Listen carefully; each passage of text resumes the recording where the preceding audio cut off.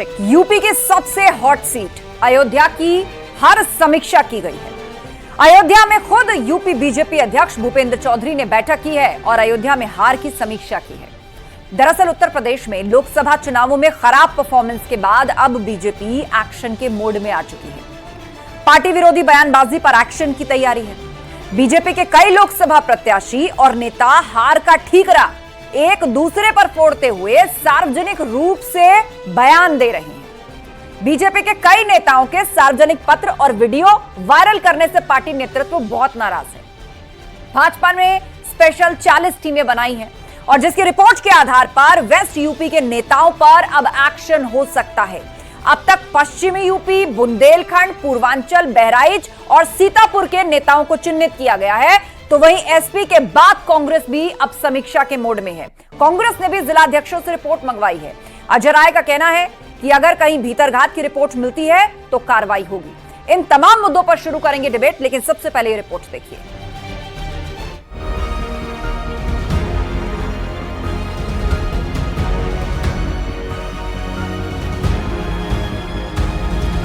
BJP में action जारी, बड़ी सर्जरी की तैयारी। पिछले लगभग 10 वर्षों से पार्टी सत्ता में रही। इसके बाद जो कमियां आई उस पर कोई विचार नहीं हुआ, क्योंकि हर बार सफलता मिलती चली गई। पार्टी नेताओं ने ये नहीं सोचा कि आखिर क्या नीचे क्या चल रहा है। स्पेशल 40 की रिपोर्ट, 26 सवालों की चोट। ये झूठ उन लोगों ने फैलाया था, उसके बाद कुछ झूठी गारंटी भी लोगों के बीच में बांट दिया था। बहुत सारी चीजें थी जिसमें जनता भ्रमित हो गई। भीतरघात की टेंशन, बीजेपी लेगी बड़ा एक्शन।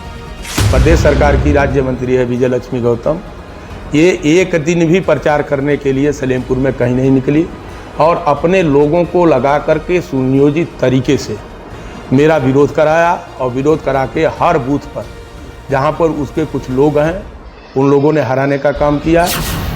अयोध्या में भूपेंद्र चौधरी हार पर एक्शन की तैयारी। भारतीय जनता पार्टी उत्तर प्रदेश लोकसभा के आम चुनाव के परिणाम की समीक्षा कर रही है। भारतीय जनता पार्टी का स्पष्ट मानना है कि 2024 के चुनाव में हमने जितनी सीटों का लक्ष्य रखा था, परिणाम उसके अपेक्षा के अनुसार नहीं आए हैं। एसपी के बाद कांग्रेस भी तैयार, बागियों पर प्रहार। कांग्रेस लगातार इस पे कार्रवाई करती चली आ रही है। जिन लोगों ने भी, ऐसा नहीं हमारे यहाँ तो लगभग सभी ने ऐसा काम अच्छा किया है, कहीं भी अगर ऐसी चीज़ें आएंगी तो उस पर हम जरूर अपने जो हमारे कार्यकर्ता हैं, हमारे जो जिले के नेता हैं, उनसे रिपोर्ट मंगाकर उस पर जरूर प्रभावी कार्रवाई होगी।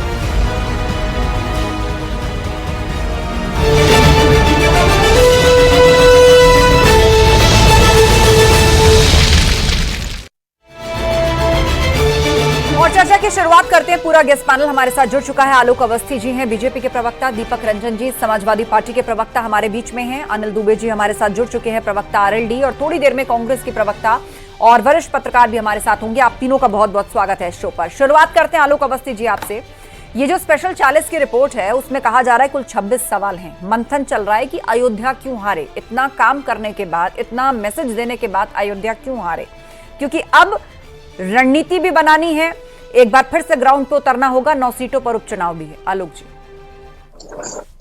देखिए आस्था जी, भारतीय जनता पार्टी का जो अपना एक सिस्टम है वो कार्यकर्ता आधारित है और हम लगातार जो है संपर्क क्षेत्र के माध्यम से जिलों में करते हैं। तो पार्टी ने उन स्थानों में जहां पर हमारी सीटें हम हारे हैं एक टास्क फोर्स बनाई है जो लगातार जिलों में इस समय है और वो कार्यकर्ताओं से संवाद कर रही है, नेताओं से संवाद कर रही है, जनता से संवाद कर रही है, कहां पर कमी रह गई है, किन कारणों से वोट का प्रतिशत कम हुआ, क्यों सीट हारे। हम निश्चित रूप से उस पर जो है सुधार करके और जो 10 अभी विधानसभा के चुनाव होने जा रहे हैं उस पर हम तार्किक रूप से और परिणाम जो है भाजपा के पक्ष में रख के हम काम करेंगे। ठीक है। दीपक रंजन जी, एक सेकंड आलोक जी। दीपक रंजन जी, बीजेपी के अंदर अब मंथन चल रहा है और कहा जा रहा है कि बहुत बड़ा फेरबदल होगा, बहुत सारा एक्शन होगा, भीतरघात का भी पता लगाया जाएगा। कुल मिलाकर 9 सीटों पर चुनाव से पहले एक बार फिर से कसौटियों पर कस रही है भाजपा। देखिए आस्था जी, ये भारतीय जनता पार्टी का अपना अंदरूनी मामला है। इनकी अपनी अनुशासन समिति होगी, किसने क्या कहा, किसने क्या नहीं कहा, ये लोग इसका संज्ञान लेकर के क्या कार्रवाई करते हैं, क्या कार्रवाई नहीं करते हैं, ये इनकी पार्टी जाने। हम तो कल भी पीडीए की और दलितों, शोषितों, वंचितों की आवाज हम लोग सड़क से लेकर के सदन तक उठाते रहे। अभी 9 जगह जो उपचुनाव होने वाले हैं, हम लोग लगातार हमारे वही मुद्दे ऑन है। हम उन मुद्दों को लेकर के हम लोग जनता के बीच में जा रहे हैं और जनता का प्यार आशीर्वाद हम लोग को मिल रहा है। ये बाकी भारतीय जनता पार्टी का अपना अंदरूनी मामला, इसमें देखिए मुझे कुछ नहीं बोलना है। ये कार्रवाई करें ना करें, क्योंकि जिस तरीके से इनके हारे हुए सांसद जिस तरीके से आरोप प्रत्यारोप लगा रहे हैं, अभी आपके भी चैनल में हमने सुना रविंद्र कुशवाहा जी आरोप लगा रहे हैं, उसका साक्षी महाराज जी ने आरोप लगाया, संजीव बालियान जी ने आरोप लगाया। तो आरोप प्रत्यारोप क्यों लगा रहे हैं, क्या कार्रवाई होती है, क्या कार्रवाई नहीं होती, आस्था जी ये भारतीय जनता पार्टी के लोग जाने, इनकी अनुशासन समिति जाने। ठीक है, अनिल दुबे जी हमारे बीच में। अनिल दुबे जी, विपक्ष स्पष्ट कर चुका है कि जिस पीडीए की बात पूर्व में हुई थी, आने वाले चुनावों में भी इसी पीडीए की बात होगी और ये सिलसिला चलेगा क्योंकि उनका फॉर्मूला काम कर गया है। अब आपने विपक्षी गठबंधन छोड़कर एनडीए का दामन थामा। अब आप मुझे बताइए कि इस पीडीए के जवाब में किस तरह की रणनीति बनेगी, कैसे आप लोग मुकाबला करेंगे, क्योंकि उन 9 सीटों पर भी कहा जा रहा है कि लिटमस टेस्ट हो सकता है। देखिए आस्था जी, मैंने पहले भी कहा कि काठ की हांडी बार बार नहीं चढ़ा करती। उत्तर प्रदेश में अभी जो लोकसभा के चुनाव हुए उसमें इंडिया गठबंधन के लोगों ने उत्तर प्रदेश की जनता को भ्रमित करने का काम किया। उत्तर प्रदेश की जनता में ये झूठ और प्रपंच फैलाया गया कि उत्तर प्रदेश की देश में संविधान में बदलाव किया जा रहा है, संविधान से छेड़छाड़ की जा रही है, आरक्षण खत्म किया जा रहा है, जबकि ऐसा कुछ नहीं था। उत्तर प्रदेश के कुछ हिस्सों में ये सफल भी हुए, लेकिन पश्चिमी उत्तर प्रदेश में हम लोगों ने इसको रोका। पश्चिमी उत्तर प्रदेश में राष्ट्रीय लोकदल और भारतीय जनता पार्टी के गठबंधन ने, एनडीए ने उसको रोकने का काम किया। पश्चिमी उत्तर प्रदेश में हमारे कार्यकर्ता, हमारा संगठन मजबूती के साथ इस बात पर लगा रहा कि वहाँ पर ये सफल नहीं हो पाए और वहाँ पर एनडीए को सफलता मिली। लेकिन ये जो झूठ और प्रपंच ज़्यादा दिन स्टैंड नहीं कर पाता। अब उपचुनाव हैं, देश में भारतीय जनता पार्टी की, एनडीए की सरकार बनी है और देश के लोग ये जान गए, उत्तर प्रदेश के लोग ये जान गए कि इन्होंने जो संविधान के और आरक्षण के नाम पर उत्तर प्रदेश की जनता को बरगलाने का काम किया था, ये झूठ था, इसमें कोई सत्यता नहीं है।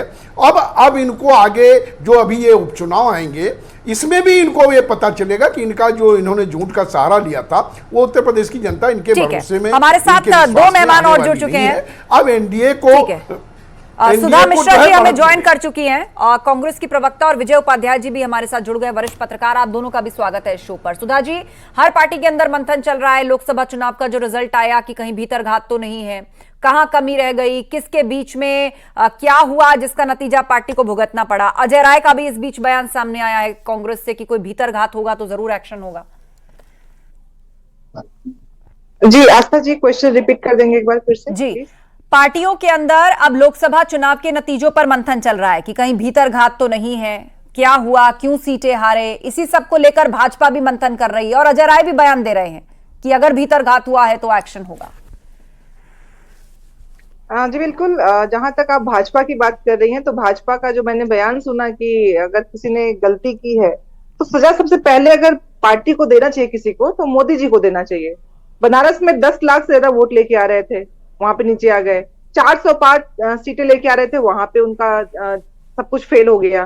तो भाजपा में अगर कोई सबसे बड़ा नेता इसमें फेल हुआ है और जिसकी वजह से पार्टी की इतनी करारी हार हुई है, मोदी जी हैं, तो इस पार्टी को सबसे पहले अपने नेता पे कार्रवाई करनी चाहिए। अगर सच में वो लोकतंत्र और प्रजातंत्र और बाकी सारी बात करते हैं नैतिकता की, तो सबसे पहला जो, और जहां तक हमारे पार्टी की बात है, जैसा कि आपने सुना होगा कि हमारे अध्यक्ष जी ने स्वयं कहा कि अगर ऐसा है तो एक्शन लेने में हम पीछे रहते नहीं है। ऐसे बहुत से लोग, आप भी जानती हैं कि जब भी ऐसे कोई चीजें होती हैं, भले ही बाद में उस पर कितना भी हमें नुकसान क्यों ना उसका उठाना पड़े, लेकिन अगर किसी ने इस तरह के पार्टी को नुकसान पहुंचाने का काम किया हो, ठीक है, तो हमने उन पे एक्शन लिया ही लिया है।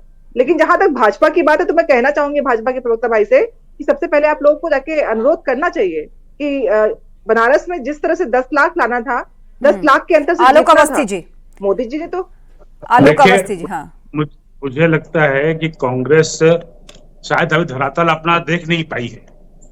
मात्र 9% वोट और 7 सीटें उनकी आई और देश के अंदर 99 सीटें उनको मिली और भारतीय जनता पार्टी 240 सीटें लेकर के सबसे बड़ा दल है। 2 बार जो उनकी अल्पमत की सरकार चली है ना, और हम लोगों ने, सुधा जी थोड़ा सभ्यता का परिचय तो आप देती ही थी, पता नहीं आज क्या आपको हो गया है। अभी तो चुनाव खत्म हो चुका है, कोई चुनाव प्रचार भी नहीं हो रहा है, तो मुझे मेरी बात करने का अवसर दे दीजिए।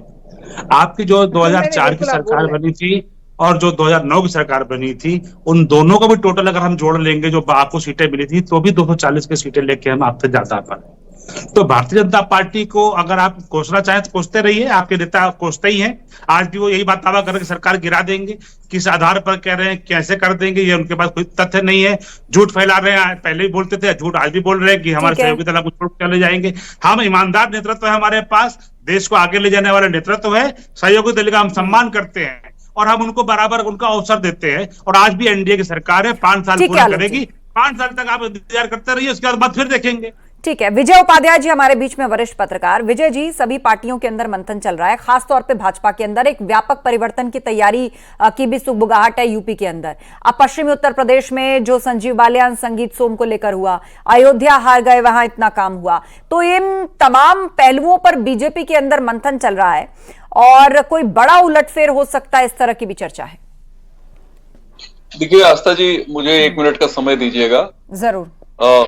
बीजेपी हार के कारणों की तलाश में शुतुरमुर्ग की तरीके से अपनी गर्दन रेत में छिपा रही है। दरअसल 2019 के मुकाबले 2022 में जिस तरीके से समाजवादी पार्टी को वोट मिले थे, भाजपा को उसी समय चेत जाना चाहिए था, लेकिन ये चेते नहीं। इनके उस समय करीब 40 लाख वोट कम हुए थे 19 के मुकाबले में, और समाजवादी पार्टी के वोट बढ़कर 37.25% हो चुके थे। बीजेपी के वोट 43% थे विधानसभा चुनाव तक। तो ये जो बढ़त थी समाजवादी पार्टी की, इसको इन्होंने आंका नहीं कि आखिर क्यों बढ़त हुई है। फिर जब लोकसभा का चुनाव 2024 में आया, तो 2019 के मुकाबले 24 में 65 लाख वोट इनके कम हो गए। और ये जो इतनी बड़ी कमी हुई, ये ओबीसी और दलित वोटों की कमी है। बीजेपी कहती हमने डेवलपमेंट किया, डेवलपमेंट इन्होंने किया, इसमें कोई दो राय नहीं। 3 शहरों में तो बहुत ज्यादा डेवलपमेंट किया, बाकी उत्तर प्रदेश की सड़कें बहुत अच्छी हैं, बिजली बहुत अच्छी है, कानून व्यवस्था बहुत अच्छा है। लेकिन दाल में जैसे खाने में नमक मिसिंग होती है, वैसे इनकी सरकार में नमक कम है और उसकी वजह से इनके वोट बहुत तेजी से कम हो रहे हैं। अगर बीजेपी इस बात को नहीं समझ पा रही है कि आखिर विधानसभा चुनाव में जो वोट मिले थे, उससे 18 लाख वोट क्यों लोकसभा चुनाव में कम मिले, तो बीजेपी कभी भी नहीं समझ पाई कि 2027 में इसके साथ क्या होने वाला है। ठीक है, आलोक अवस्थी जी, दो तीन पॉइंट्स हैं। एक तो अयोध्या को लेकर तो सवाल है ही कि इतना काम करने के बाद, इतना मैसेज देने के बाद भी हार गई भाजपा वहां पर। पश्चिमी यूपी में संजीव बालियान और संगीत सोम के बीच में जो खुल के हो रहा है, बुंदेलखंड पूर्वांचल में भी तैयारी है एक्शन की, पार्टी विरोधी बयानबाजी पर एक्शन की तैयारी है, बहुत से नेताओं के नाम चिन्हित कर लिए गए हैं। तो उत्तर प्रदेश के अंदर बीजेपी तो चुनाव शुरू होने से साल भर पहले चुनावी मोड में आ जाती, तो क्या इन सब चीजों को, असंतुष्टियों को आंका नहीं गया, इनके बारे में आभास नहीं हुआ पार्टी को? आस्था जी, आप कहना सही है। भारतीय जनता पार्टी एक संगठनात्मक दृष्टि से बहुत मजबूत पार्टी है और हमारे यहाँ एक आंतरिक लोकतंत्र है, लेकिन नेताओं को पब्लिकली बयान देने पर को नहीं देना चाहिए। पार्टी के फोरम पर बात करना चाहिए, पार्टी के प्रदेश के अध्यक्ष से बात करना चाहिए, संगठन महामंत्री से बात करना चाहिए। जो बयानवीर इस समय बयान दे रहे हैं, उन्हें इससे बचना चाहिए। जहां तक कि कारणों की बात है, विजय उपाध्याय जी ने कहा है, हम शुतुरमुर्ग नहीं है। हमने जनता के बीच में अपने कामों के आधार पर गए थे, गरीब कल्याण की योजनाओं को लेकर के गए थे, देश को बड़ी एक आर्थिक शक्ति रूप में विकसित कर रहे थे, देश की हमने सुदृढ़ किया था। हमने कोई ऐसा काम नहीं किया था कि हमें जनता का समर्थन ना मिले, लेकिन भ्रम का वातावरण फैलने की वजह से या जो भी कारण रहे, ये जो भ्रम वाली बात है, इसी बिंदु पर मैं चर्चा को आगे बढ़ाना चाहूंगी। दीपक रंजन जी, आरोप ये भी लगा कि अयोध्या में आप लोगों ने लोगों को यही भ्रम जाल में फंसाया, या जिस पीढ़ी की आप बात करते हैं उसको दूसरे शब्दों में मैं कहूं कि आपने जातिवादी कार्ड खेले, उस तरीके से आपने लोगों के बीच में या बांटने की पॉलिटिक्स आरोप के तौर पे जिसे कहा जा सकता है वो की, और आपको आंकड़ों में इसका फायदा भी हुआ, सीटों में इसका फायदा भी हुआ। क्या ये आगे भी होगा? बीजेपी लगातार आरोप लगा रही है कि आप लोगों ने भ्रमित किया है जनता को। आस्था जी, हमारे भारतीय जनता पार्टी के प्रवक्ता बड़े भाई आलोक अवस्थी जी अगर असल में संविधान के रक्षक हैं और अगर ये असल में आरक्षण को बचाना चाहते हैं, तो मैं समझता हूं आज आपके डिबेट में बोल करके जाएंगे कि हम भारतीय जनता पार्टी से दरखास्त करते हैं कि अरुण गोविल जी को तत्काल जो है ये पार्टी से निकालें, लल्लू सिंह जी को पार्टी से निकाल लें, अनंत कुमार हेगड़े जी को पार्टी से निकाल लें, दिव्या कुमारी जी को राजस्थान की जो डिप्टी सीएम है उनको पार्टी से निकाल लें। सबसे पहले उनको जो है डिप्टी सीएम के पद से बर्खास्त करें, क्योंकि आरक्षण को समाप्त करने के बाद और संविधान को खारिज करने के बाद हम इंडिया ब्लॉक के लोगों ने नहीं कही थी। अयोध्या में खुले मन से इन्होंने कहा था, लल्लू सिंह जी ने कहा था, और सबसे पहले सभा में उन्होंने यही बात कही थी कि 2/3 बहुमत दे दो हमें, हम संविधान को खारिज करके हम आरक्षण को समाप्त कर देंगे। अगर आदरणीय आलोक अवस्थी जी अगर आपके चैनल पे कह करके चाहते हैं कि हम संविधान के रक्षक हैं, हम संविधान की रक्षा करेंगे, तो मैं समझता हूं उनको पहले निकाल देना चाहिए। आलोक जी, लल्लू सिंह जी को निकाल करके दिखाएं तो हमें लगेगा कि ये संविधान के रक्षक लोग हैं। ये लोग संविधान, हमने कब कहा था? बोलिए बोलिए आलोक। हमने कब कहा? देखिए, जो राजीव रंजन जी ने कहा है कि जो है कि फलाने को निकाल दीजिए, फलाने को निकाल दीजिए। भारत के प्रधानमंत्री, हमारे सबसे सर्वोच्च नेता नरेंद्र मोदी जी ने स्पष्ट रूप से कहा था कि स्वयं बाबा साहब अम्बेडकर भी आ जाएंगे तो संविधान नहीं बदल सकते, और मैं संविधान के समर्थन में हूं। इसके बाद किसी का बोलना और ना बोलना का कोई मतलब नहीं रह जाता है। मैं पूछना चाहता हूं राजीव रंजन जी, आपके यहाँ एक नेता थे मौर्य जी, आपके राष्ट्रीय महामंत्री हुआ करते थे और भगवान श्री राम के और रामचरितमानस के बारे में अनर्गल प्रलाप करते थे। आपने क्या उनके बयान पर हम ये मान लेते कि जो है अखिलेश यादव जी का बयान था, क्या आपने उनको निकाल दिया था? तो इस तरह की बातें, बेबुनियाद बातें मत कहिए, क्योंकि अगर आप एक उंगली उठाएंगे तो 3 उंगली आप पे उठती है। बोले दीपक जी, ये तो बड़ा प्रश्न है कि स्वामी प्रसाद मौर्य तो लगातार सनातन धर्म और देवी देवताओं के खिलाफ दिनेश शर्मा जी को, और आप उनका निजी बयान कहकर किनारा कर रहे थे। अरे आस्था जी दिनेश शर्मा जी को उन्होंने पार्टी से निकाल दिया। जिन्होंने माँ सीता को टेस्ट ट्यूब बेबी की उत्पत्ति कहा था, उन्होंने निकाल दिया था, उनको पार्टी से निकाला। आज भी वो भारतीय जनता पार्टी के राज्यसभा उस टाइम तो डिप्टी सीएम हुआ करते थे। है इनके अंदर, देखिए अभी तक संविधान के रक्षक होने की बात इन्होंने एक बार भी नहीं स्वीकार की। मैं तो बार बार ये कहता हूं कि अगर आप संविधान के रक्षक हैं तो आप तुरंत निकाल दीजिए, क्योंकि इसकी शुरुआत इन लोगों ने की थी संविधान को खारिज करने की, हमने नहीं की थी। ठीक है। और रहा सवाल इसका, तो टेस्ट ट्यूब बेबी किसने कहा था? दिनेश शर्मा जी आपकी पार्टी में है या नहीं है? और नरेश अग्रवाल जी को क्यों आप रखे हो? नरेश अग्रवाल जी ने क्या क्या नहीं कहा था? उन बातों को तो मैं आपके सम्मानित चैनल पे मैं कह भी नहीं सकता। ठीक है, उसकी वो सब समाजवादी पार्टी के सदस्य थे, समाजवादी पार्टी से मेंबर ऑफ पार्लियामेंट थे, जो भी कहा उन्होंने। उसके बाद आपकी पार्टी के संस्कार परिलक्षित हो गए थे। उसके बाद आपने ले लिया। दिनेश शर्मा जी ने कहा था, ये नहीं कहा तो आपकी पार्टी में सब छूट है ना कहने की भगवान श्री राम के बारे में कुछ भी कहते हैं। आज भी आपके प्रवक्ता ने कहा कि माधव मंदिर को तोड़ देना चाहिए। आपके प्रवक्ता आईपी सिंह ने कहा कि माधव मंदिर को तोड़ देना चाहिए। उस पर आप क्या विचार बताइए? आज निकाल दो अगर आपके अंदर हिम्मत है तो। मठ और मंदिर को तोड़ देना चाहिए, क्या आप बताइए? आईपी सिंह ने कहा है, आपके प्रवक्ता ने मठ और मंदिर को तोड़ देना चाहिए। बताइए क्या कहते हैं समाजवादी पार्टी इसके बारे में?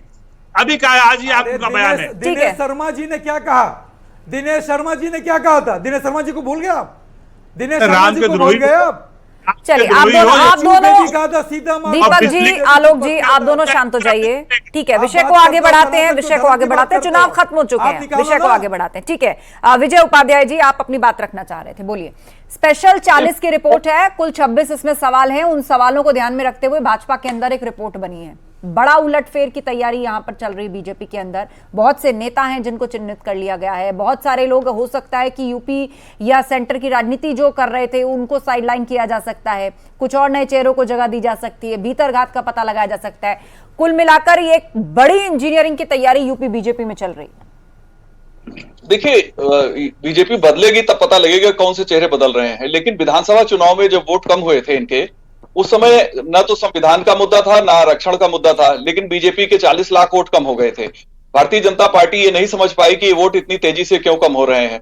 मेरा मानना है कि ये जो संविधान और आरक्षण की बात की जा रही है, ये तो एक उत्प्रेरक के तौर पे इस चुनाव में इसकी भागीदारी है, अन्यथा तो इनके वोट कम होने ही होने थे।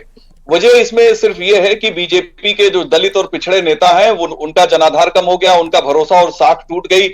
इन नेताओं की जो सत्ता में हैसियत होनी चाहिए वो हैसियत नहीं है, और इनके वोटों में कमी होने का सबसे बड़ा कारण अति पिछड़े और अति दलित जो 2014 में बीजेपी में बहुत उम्मीद से जुड़े थे, उन नेताओं की उपेक्षा ही है।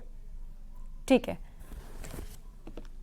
हमारे साथ सुधा मिश्रा जी हैं, कांग्रेस की प्रवक्ता।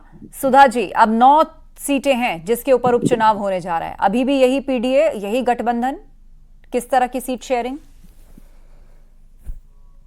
जैसे ही सीट शेयरिंग को लेके बातें हो जाएंगी आप लोगों को बता दिया जाएगा। संगठन की बातें हैं, गठबंधन की बातें हैं, गठबंधन जिस दिन तय कर लेगा आप लोगों को मालूम चल जाएगा।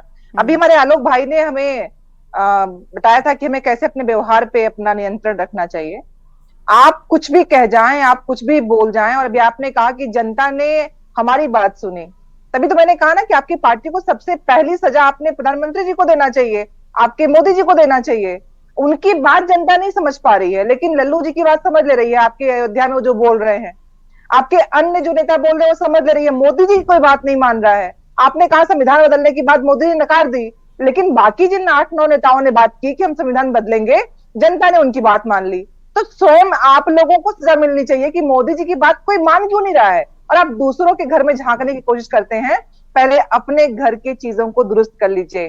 किसने किसको क्या कहा, और अगर किसी ने कुछ कहा, आपने कहा कि हमने देश के लोगों के विकास करने का मुद्दा उठाया, आपने सिर्फ और सिर्फ 10 वर्षों में जन विरोधी जितने भी विकास के काम हो सकते थे वही करने की कोशिश की है, किया भी कुछ नहीं है, दिखावा।